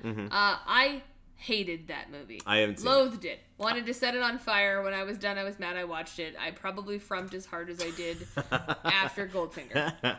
Yeah. So there's that. Anyway, we don't have to go into that. That's fair. It does take me to kind of the end of what I had to talk about. But before we get into yours, I actually have a question for you. Okay. So Not necessarily that, like, my wife has seen every romantic comedy ever. She has not. I don't think I asked you this before on My Best Friend's Wedding episode. If you were to pick off the top of your head, not what your favorite is, but what is the quote-unquote best romantic comedy ever made? Pretty Woman. Okay. That's a good choice. Yep. Okay. I would have one from a similar era. I was like, I stand by my statement. Yeah. I would pick When Harry Met Sally. I was going to say, my second one is When Harry Met Sally. Yeah. And I think the 80s was also, I mentioned the 90s being a golden age for romantic comedies. There are several in the 80s that are probably like the blueprint for how they would go. They walked, so, You've Got Mail could run. Yeah. I think that even still, movies are still getting made the way they are because of movies like Pretty Woman and Working Girl and When Harry Met Sally, for like those 80s films. So, yep. Yeah. No, that's, Pretty Woman's 1989 or 90? 89 was When Harry Met Sally, so maybe 1990 was Pretty Woman. So there you go. Right in that transition period. So, anyways, you also, I'm sure, have thoughts. I always do. That I haven't talked about. A couple of small things. Mm-hmm. Actually, one big thing, and then just you mentioned things that were very funny. Mm-hmm. And also, this movie set in 2009. Yep. Can we talk about how the technology is so 2009? And because this is such a small town, like, she loses signal on her phone, and I was like, remember what that was like? And then she goes to an internet cafe because that's all they have, and I'm like, remember dial-up? Mm-hmm. So that was fun. We have not talked about Kevin. No. Kevin the dog. Kevin the dog. Kevin the dog who gets offered up to the Eagles to get her cell phone back. Huh? I know you said it. There were parts that made you laugh and parts. That is, for me, one of the funniest is when she's like, take the dog. And I was like, I could see it. See, that's really funny. And the part that got me in that scene wasn't in the moment when she was offering the dog up. It's the moment where it cuts back and Mary Steenburgen and Betty White are looking, going, oh, look, she's having such a nice time with the dog. Look, she's playing with the dog. And you're like, you kind of get the impression Betty White knows. Like, that Annie knows. Yeah. Annie looking for her boobs in the dress is one of the funniest things to me. Yeah. Just because it's this attempt of, and like that whole kind of conversation. And again, her saying knocked up made me laugh. Mm-hmm. I wanted to talk about somebody that you've mentioned only in the context of golf because I think he's one of the driving forces of this movie. Mm-hmm. And we need to evaluate how he's a misogynist. Let's talk about Joe. Craig T. Nelson. Yeah. Coach. I was going to say, I don't think Craig T. Nelson himself is a misogynist, so we're clear. Mm-hmm. I have issue with him from the get-go. Mm-hmm. So there's the old ye old trope of like, you're the only son, you need to come take over the family business. Yeah. Mm-hmm. He insists on calling Margaret Maggie when she's asked him not to. Yeah. That's a diminutive of Margaret. I'd be fucking livid. Even though I prefer just Jess. But that's my request. Yeah. If I'd asked to be called Jessica and you called me Jessie, I'd be pissed. Yeah. Honestly, if you call me Jessie, I will be pissed. Nobody call me Jessie. He does that. He manages to undercut her and Andrew at the same time when somebody's talking to Andrew about, it must be like to be a book editor. And he goes, he's not the editor. Maggie's the editor. And then proceeds to talk about, basically just shit talk his own son and Margaret. Yeah. And it's just this, and the fact that he assumes that Drew is sleeping his way to the top and that somebody who's in charge would be amenable to having her male associate sleep his way to the top. Like, it's just this this old school dad thing that I can't get down with. Yeah. And I've watched it a bunch. I don't think I've ever been as annoyed by him as I was this last rewatch. Yeah, and I think it's a very, like, there's a lot of things in the quote-unquote small town in Alaska that are, like, very, everybody's in your business, even when they're announcing their engagement, like all of the invasive questions and things. I think there's some small town bits in play to that, but it's also like, yeah, there is a lot of small town rich dad who will tell you what to do, my way or the highway type of dude. And I don't think it's necessarily fair to just associate that with being small town. I think this is the kind of masculinity of a dad in a 2009 movie, right? That's what it, especially a father of a, like, arguably 30s, I think, late 20s, early 30s. Sure, probably, kind of guy. Yeah. Yeah. So it's this that is deeply upsetting. And, you know, he only cares when he thinks his mom's gonna die. Like, come on, bro. Yeah. And he's not very kind to his wife either. And she has to be like, you're gonna fix this? Yeah. Like, yeah. Joe. Something tells me that's not been a tremendously rosy relationship. No, and there's this, like, the scene where he tries to catch Margaret on the plane and she's on her way back to New York. And it's grandma and mom and dad standing there watching him, like, standing on the tarmac waving. Yep. And they're like, oh no, we missed her. And Craig T. Nelson, Joe's like, well, what, am I the only one not getting this? And they're like, she loves him and he loves her. And even Gert kind of got that, right? Like, it's, oh, all the women are the emotionally intelligent ones and they figured it out early on. Yeah. Except for Margaret, which, fine, whatever. Anyway, that's my like, rage about Joe. Yeah. He's a minor character. If he doesn't piss off his son, the naked scene doesn't happen. And I know you didn't find that as funny as I did. Okay. Why is he stripping on the ledge? Why?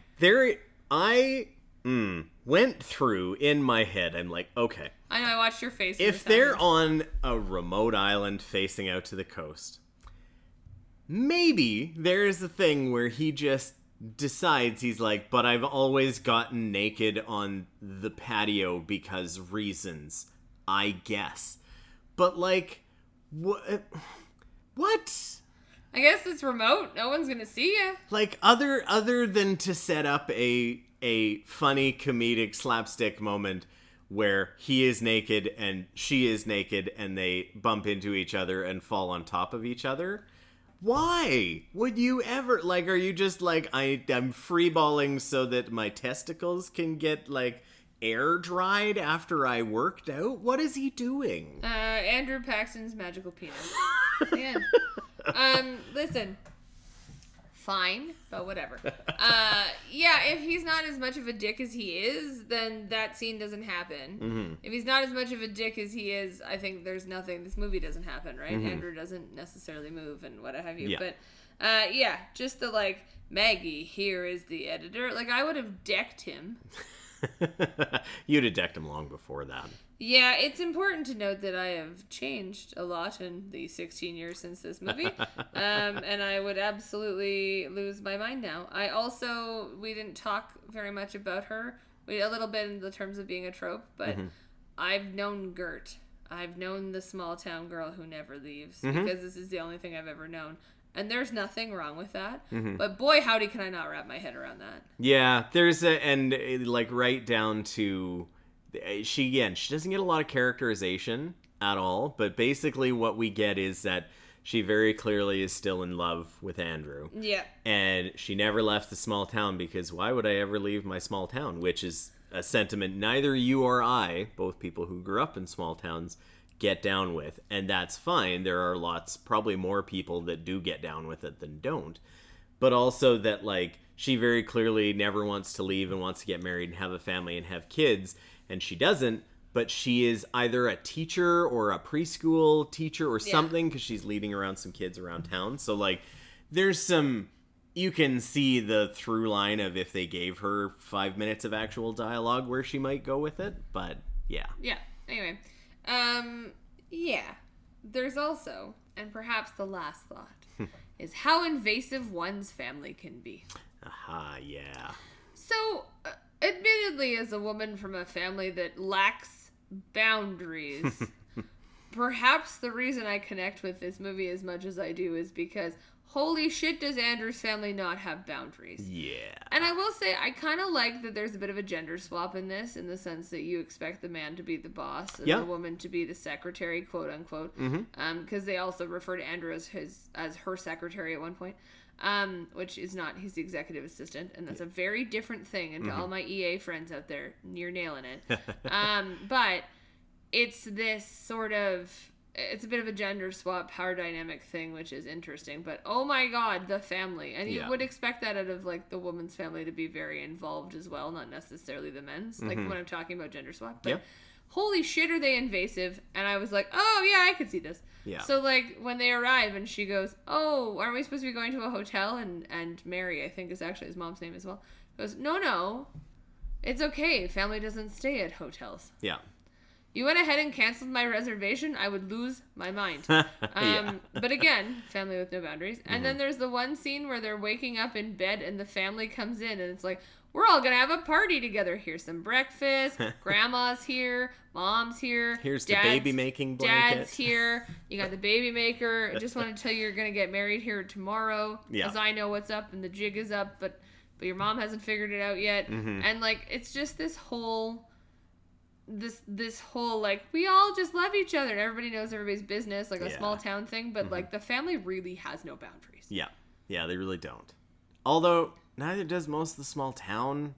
But yeah, this family, like within the confines of the house, very clearly is just, and maybe that's why Ryan Reynolds gets naked on the patio, because maybe everybody just is like, oh, I just strip down wherever I want. No, maybe he's doing it because he knows the door in his bedroom doesn't work, so might as well get. Yeah. Maybe his penis scares the eagle away. There's other scenes in this movie we haven't talked about that we don't necessarily need to, but when Margaret falls out of the boat and he has to go back and rescue her. Yeah. It's the first time she's the damsel in distress, which is an interesting sort of switch. Yeah. But that we have to put her in distress for him to be like, oh, I'm softening to this woman. Weird. So, yeah, I don't know. It's an interesting take in ways on the genre. In others, it falls into the same tropes as its predecessors. Yeah. I do still have some nostalgic love for this movie. Yeah, makes sense. There's definitely some segments that are very problematic. We won't do rapid fire thoughts with Jess because I think you've gotten most of them. Yeah. Although, dial up. What a time. Shrimp be free. The shrimp be free is one of my favorite lines, yeah. And then as she's doing that in the background, you can see, or maybe it's slightly after when Betty White's dancing with him on stage. I'm like, this is phenomenal. Yeah, good stuff. Good shit. Even in movies like this, let it be known that even movies like this don't have nice little filmmaking touches with those things. That's one thing I learned from, I think we watched this together actually, the Patrick H. Willems video about analyzing films, where he does it with Home Alone. And you can look at literally any movie, even if it is more of a like movie that is there for entertainment rather than any other purpose. You could still look at it and go like, this is framed like this for this reason, or the music is like this for this reason. So. Yeah. Never let it be said. Yeah, no, it's true. But yes, it's it's quite the time. And I think Margaret's, I forgot what it was like to have a family. Yeah. Girlfriend, this is not a normal family. No, it really isn't. And also we need to talk to Andrew about what it means to be in love with a person if just the only thing that makes you fall in love with someone is them realizing that, oh, I just like having family and I love you. Wow. Okay. I actually think there's a setting here of build up for them because they've worked together so much for so long that's probably, it's a trope. It's tropey as hell. Yeah. But that they just didn't realize how much they both loved each other. That is not any further we need to go down this road. The only other thing I want to say is that Anne Fletcher also directed Dumplin'. And you love Dumplin'. Hi, I'm a fat girl. Of course I do. Anyway, that's all. There you go. Yeah, I missed that when I was looking at that. Didn't even register. So. I got you. Yeah. Have you seen Dumplin'? No, I have not. I know of it, but I haven't seen it. Excuse me, everyone. I just have to go put something on a list. Yeah, normally I guess we go through what the thoughts are of the person of the movie, but I kind of incorporated that into one of my you've points, already done your review. We did that. Yeah. So we that is our episode. So that's the proposal. That is the proposal. We are going into our next episode for a movie genre we haven't done yet. And I can't believe I haven't seen Amadeus. From the early 80s, starring F. Murray Abraham and Tom Hulse. It is a period drama / kind of funny in a lot of spots about Mozart. So that will be next up on I Can't Believe You Haven't Seen.